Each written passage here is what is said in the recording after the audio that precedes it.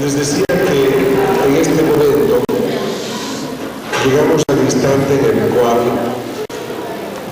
vemos ya 4 frutos. Les había explicado que el tercero es la Virgen María y el cuarto es la encarnación. O sea, la encarnación se hace fundamental porque a través de eso viene el Salvador. Pero ¿qué sucede con el Salvador? Es asesinado por aquellos que ha venido a salvar. Entonces, en el Gólgota Cristo muere y el quinto fruto es la cruz, porque la cruz es redentora. No tan oscuro si quieren, así les veo su simpatía. Hay un místico norteamericano, se llama Anthony Paone, es norteamericano de origen italiano. Él dice: ¿ustedes creen que si hubiera algo mejor que la cruz, Dios no nos habría ofrecido?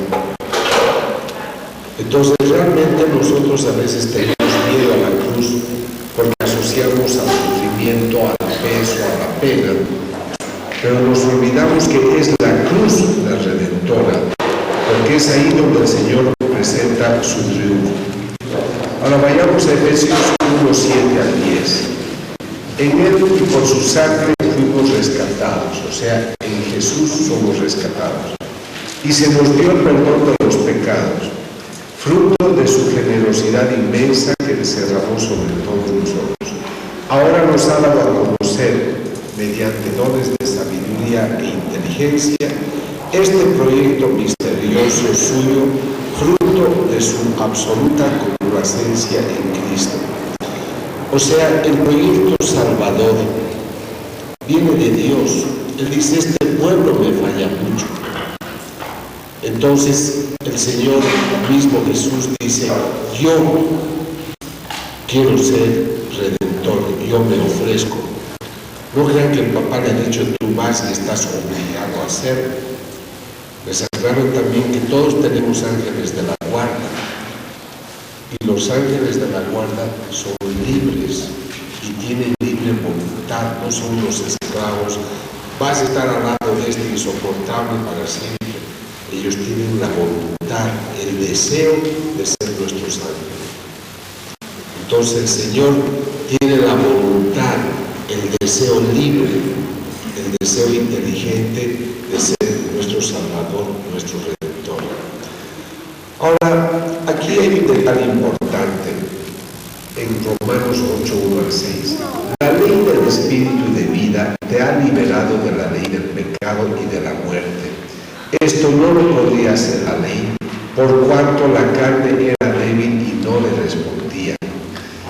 Yo quisiera que tomemos conciencia de con qué frecuencia nosotros, al perder la gracia, no recibimos los dones, los bienes que Dios nos quiere dar. A mí me ha impresionado la experiencia de Faustina Kowalska. Se acuerdan, algunos ya les he explicado a los nuevos nombres. Un día Jesús le dijo a Faustina Kowalska: te voy a explicar lo que es el pecado mortal. Entonces le dice: cuando ustedes están en gracia de Dios, ustedes son templo del Espíritu Santo.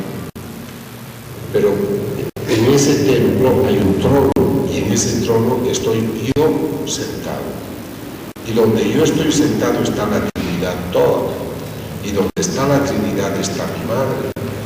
O sea, nosotros somos un espectáculo maravilloso para Dios cuando estamos en gracia de Dios. Pero en ese templo hay un trono donde Dios está sentado. Cuando nosotros pecamos mortalmente, y repito, esto le explica Jesús a Faustina, le dice: el momento que tú pecas, tú me pides que me levante, que deje mi lugar, porque tú has decidido que en ese sitio se siente Satanás, mi peor enemigo. Y yo me debo levantar de ese lugar, porque tú así lo has querido. A mí para esa enseñanza fue muy profunda. Y es cuando yo le dije al Señor: Señor, prefiero morir antes de pecar. Porque eso me enseñó la gravedad del pecado mortal. Entonces tenemos que ser conscientes de esta parte. La ley del Espíritu y de vida te ha liberado de la ley del pecado y de la muerte. Esto no lo podría hacer ahí por cuanto la carne era débil y no les respondía. ¿Se acuerdan de ese momento donde desesperado Pablo, de 2 Corintios 12:8, le dice: 3 veces le pedí al Señor que me quitara el aguijón? Y él me dijo: no te quito el aguijón, te basta mi gracia.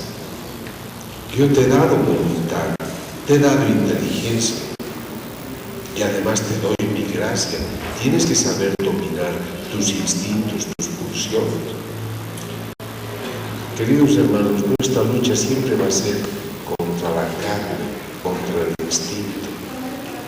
El momento que tú te haces soberbio por algo, el momento que tú vendes tu alma por algo, es porque la carne ha ganado. Por eso las enseñanzas de Pablo y Pedro de estar siempre despiertos, porque el enemigo está como león rugiente, nos quiere devorar. Entonces los hijos de Dios tienen que ser prudentes. Dios entonces quiso que su propio Hijo llevara esa carne pecadora. ¿Saben por qué sudó sangre el Señor ese jueves? No solamente porque vio en visiones el futuro de la iglesia. Yo he escrito un libro que se titula Rastros de sangre, signos de vida, donde en el capítulo 3 hago un estudio neuropsicológico de todo lo que él ha padecido esa noche.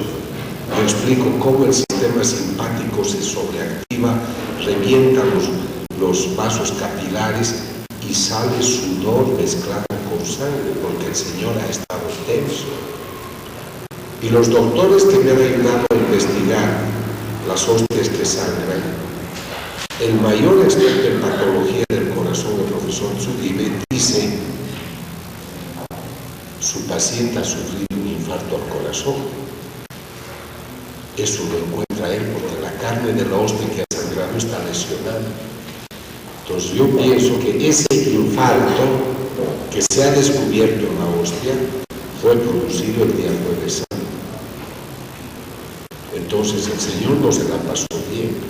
Hay muchos que piensan que la noche más dolorosa no fue el viernes, sino el jueves, por esa intensidad de sufrimiento psicológico que él tiene. Entonces, lo que a mí me ha dicho un señor, que ojalá un día me inviten, se llama Marino Restrepo, un gran predicador colombiano.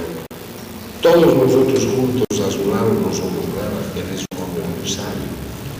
Él me dice: doctor, ese día el Señor sufrió porque Dios quiso que su propio Hijo llevara esa carne pecadora. Entonces, el momento que el Señor no solo siente el peso del pecado, sino se da cuenta de los horrores que le hacemos a su Padre, es que él ya no puede más y suda sangre. La Virgen en Medjugorje ha dicho muchas veces: ustedes pecan sin ser conscientes de lo que están haciendo. Nosotros cuando pecamos, estamos en pecado mortal, estamos paseando por las orillas del infierno del brazo de Satanás. Y a ese altar maravilloso donde está el Señor, le hemos dicho: levántate, Señor, tú y tu Trinidad, porque aquí ahora se sienta Satanás, tu peor enemigo. Y repito, eso el Señor se lo enseñó a Faustina Kovács. Pues yo creo que esa cita bellísima de Gálatas 2:20, donde Pablo dice: yo desde ahora oriento mi vida de acuerdo a lo que me enseñó Jesús, el Hijo de Dios, porque Él me amó tanto que dio su vida por mí.